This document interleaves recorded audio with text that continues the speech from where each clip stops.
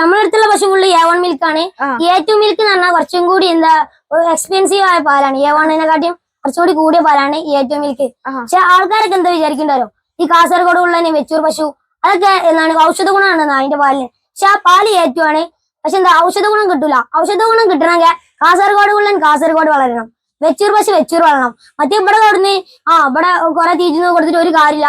ഔഷധ ഗുണം കിട്ടണമെങ്കിൽ എന്താ അവിടെ വളർന്നാൽ അതിന്റെ ഔഷധ ഗുണം ഉണ്ടോ. കാസർഗോഡ് കരുവേപ്പിലുണ്ട്, ഇങ്ങനെ മെയിനായിട്ട് നിന്നുമ്പോഴേ ആ ഔഷധ ഗുണം കിട്ടുള്ളൂ. അതുപോലെ വെച്ചൂർ പശു വെച്ചൂർ വളർന്നാലേ അതിന്റെ ഔഷധ ഗുണം കിട്ടുള്ളൂ. ഇവിടെ നിന്നുകൊണ്ട് കുറെ തീറ്റ ഒന്നും കൊടുത്തിട്ട് ഒരു കാര്യമില്ല. കേരളത്തിലെ ഓരോ 30 കിലോമീറ്റർ കഴിയുമ്പോഴും മണ്ണിന്റെ ഘടന ഇങ്ങനെ മാറുന്നുണ്ട്. അപ്പൊ അതിനനുസരിച്ച് മിനറൽസ് മാറുന്നതനുസരിച്ചാണ് ഈ പശുവിന്റെ ഔഷധ ഗുണം, പാലിലുള്ള ഔഷധ ഗുണം റെഡി ആവുന്നുണ്ട്. അപ്പൊ അതുകൊണ്ട് നമ്മള് മറ്റിന്റെ പിന്നാലെ ഓടിയിട്ട് കാര്യമില്ല. ഈ പശുക്കെ ഫുള്ള് സങ്കരീനാണ്. ഈ നാടൻ ഇനങ്ങളാണ് A2 മിൽക്ക് ഉള്ളത്. അവസ്ഥക്ക് നല്ലത് അതാണ് നമ്മൾ വളർത്തേണ്ടത്. അത് നോക്കിയ ആ നാട്ടിൽ അതാണ് ഏറ്റവും നല്ല പാല് നമുക്ക് കിട്ടുക.